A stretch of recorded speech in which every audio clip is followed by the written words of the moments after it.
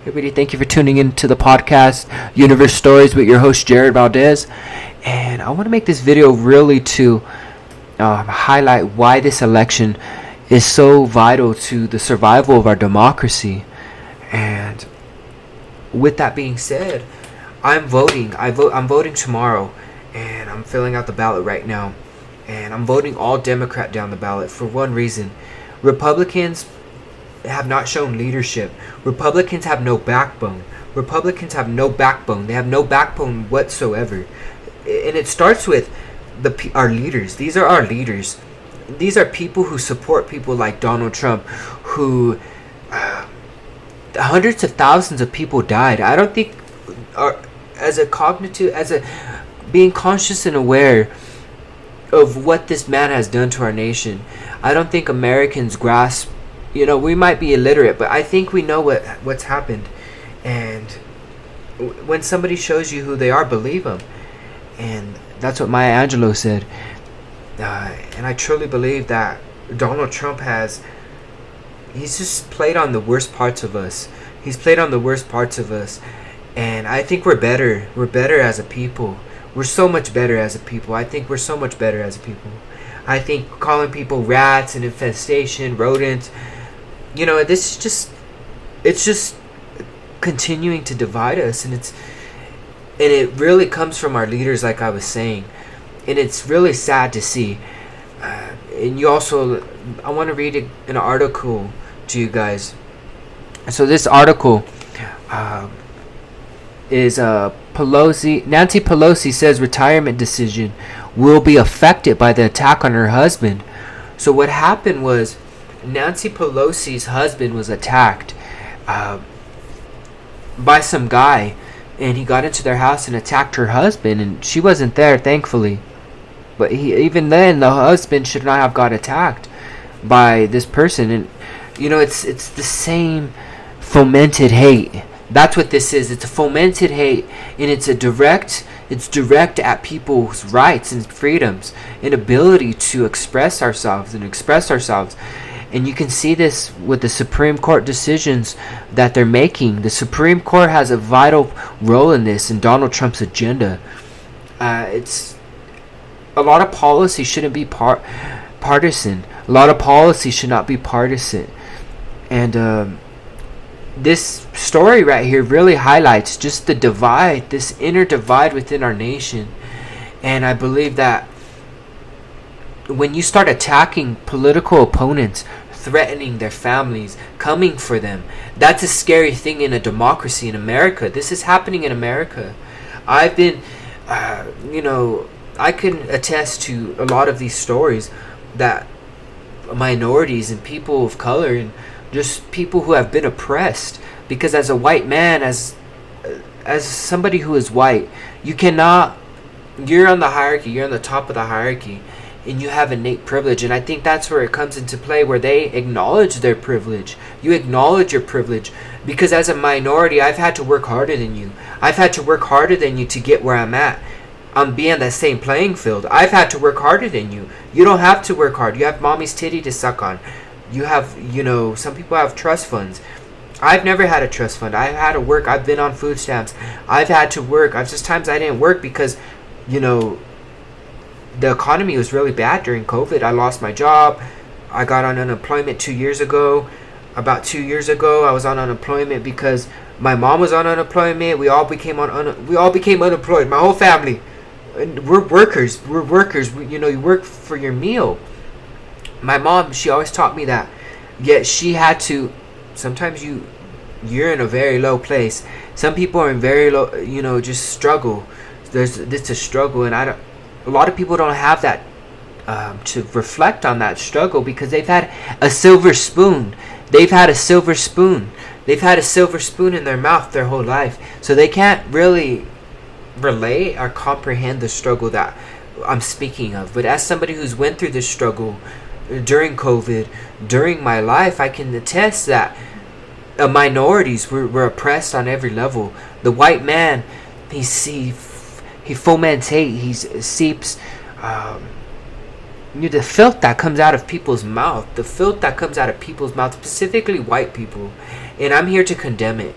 That's why I'm voting. I'm voting because white people and people who are in power have lacked a coherent path for this nation. They've lacked a coherent path for this country. And I believe that we're better than this. We're better than this. And that's why I'm voting. In terms of policy, I believe Democrats, we have it. We have it in the ballpark. And I believe that Obama, Biden, Nancy Pelosi, even, God forbid, Hillary Clinton, these people have done the best they can in the judgment and in the ability and their comprehension of the position that they're in. And they helped my people. Obama helped my people. Trump didn't help my people. Trump left my people in the dust. He left my people in the dust down the river. That's what Trump did. He left my people in the dust down the fucking river. Do I give a fuck about that man? Fuck no, I don't give a fuck about him. That man fucking left my people in the dust. And so that's why I'm voting. Because my people, we are silent. We are silenced no more. We are here. We are here. And a lot of people don't like that. Step up. We step up to the plate. This is our calling. This is our time. And cohesive policy is needed in order to make effective change. Cohesive policy is needed to make effective change. Without that, without a coherent government like the Trump administration, they were like a bunch of clowns. Donald Trump was a clown. What he did to this country, he should be ashamed of himself. And he should be in jail. He should be in prison. He should be in prison for all the people that died. Because if you look at the data, right here. Let's look at the data. Let's use COVID for example. COVID cases USA. And I'm data oriented, so let's look at the data right here. Let's look at COVID all time. Okay, so what we're looking at is a chart of all the COVID cases and deaths in the United States from March 2nd of 2020 when the virus first hit. What we're going to do is an analysis. So you can see the total cases, 100 million cases. A lot of these Republicans said this virus was not real. I've had this virus. My family's been infected with this virus. This virus is horrible. This virus was horrible. This virus had a profound change on my health. Suffering. It was a horrible virus. It was not a fun time. I did not like the isolation. I believe we could have handled this so much better. And I think Obama had the tools and the systems in place already. And it's just unfortunate that Trump gutted these systems at the expense of his own nation.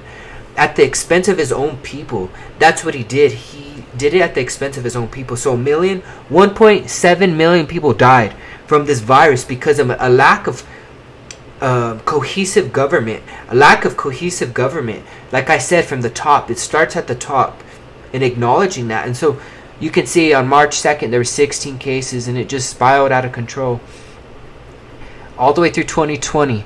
And then it started upticking to about 100,000 cases a day. So about 4,000 people were dying a day from COVID around November 16th of 2020. And it just purged. It was horrible. This is where we were on lockdown right here, where we couldn't go anywhere. This was a nightmare right here.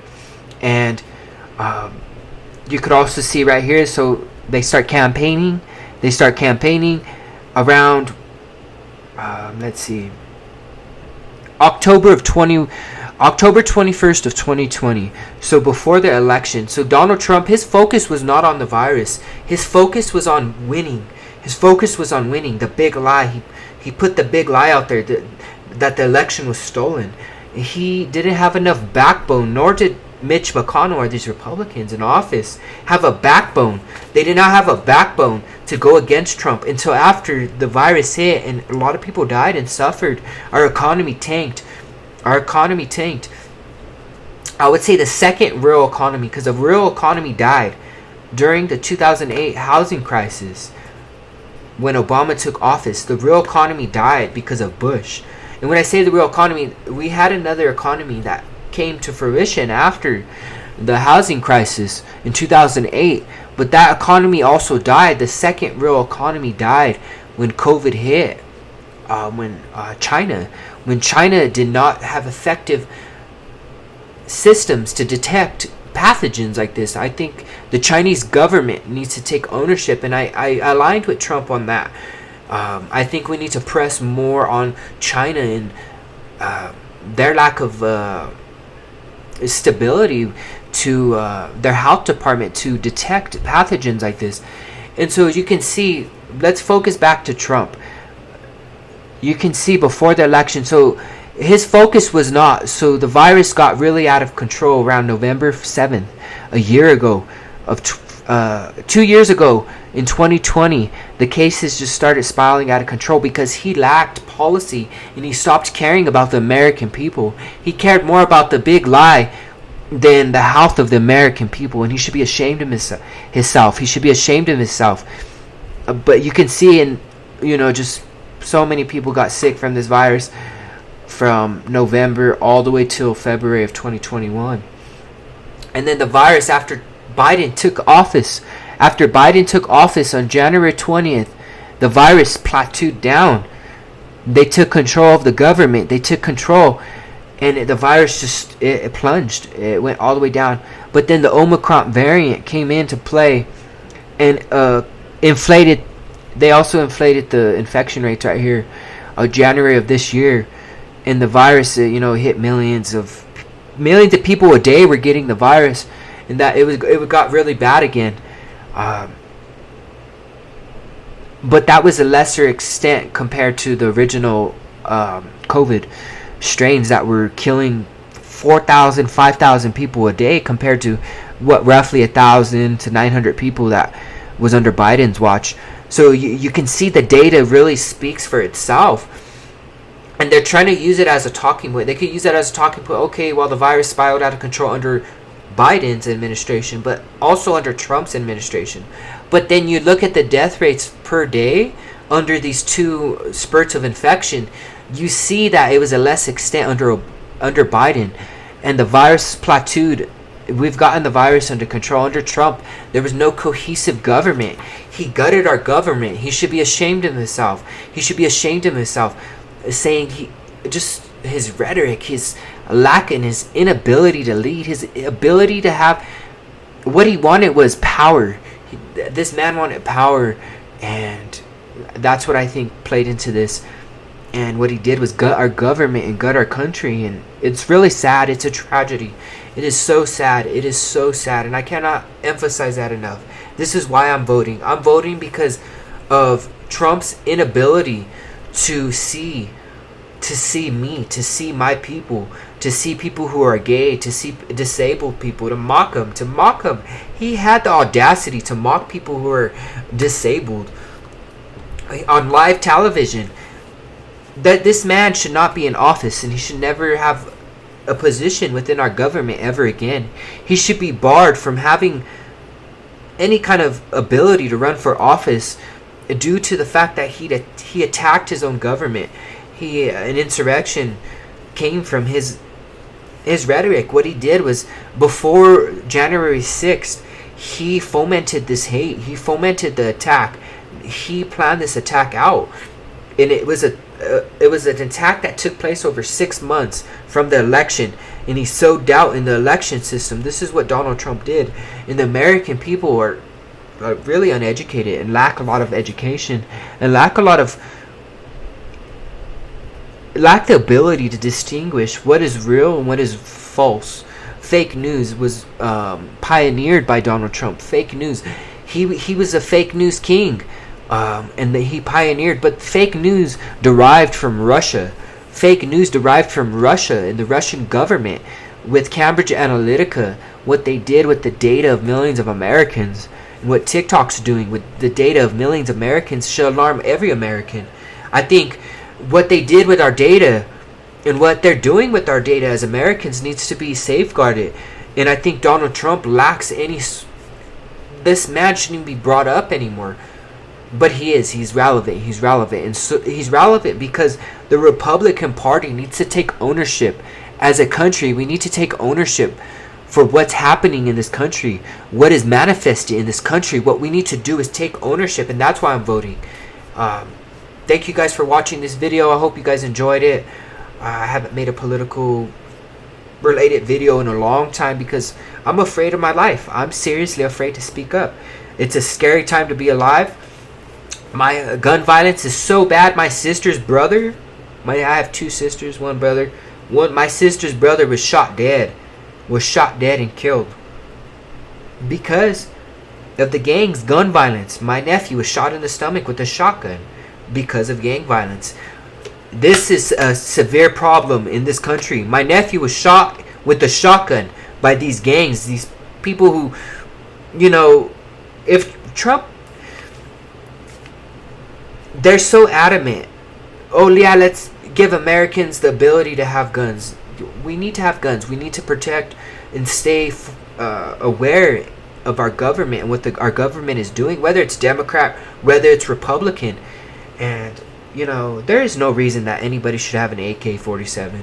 There's no reason that any normal person any normal citizen, even hunting, you should not have the ability to get these guns unless you are in military action across seas.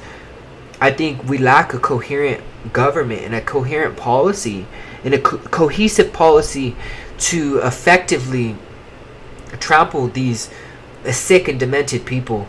Seriously, I think there's a reason a lot of them are white, and it goes back to that. Let's tie it all together. A lot of them are white, and it comes from white privilege. You don't see black people a lot of them are painted as villains and just horrible people, but a lot of it goes back to the projection and the demoralization of my people, whether they're blacks, whether Hispanics, whether we have tint to our skin. Like, seriously, I am so passionate about this, and be sure to vote. Thank you guys. Stay updated on my social media. Thank you guys for watching Universe Stories. I really enjoy making these videos and getting this out there, because if I don't, somebody else will. And I really have enjoyed the discussions, the comments. I read every comment. I reply to every comment. And you people haters, people are gonna always hate. And I think when you stick to your path, the universe, anything's possible.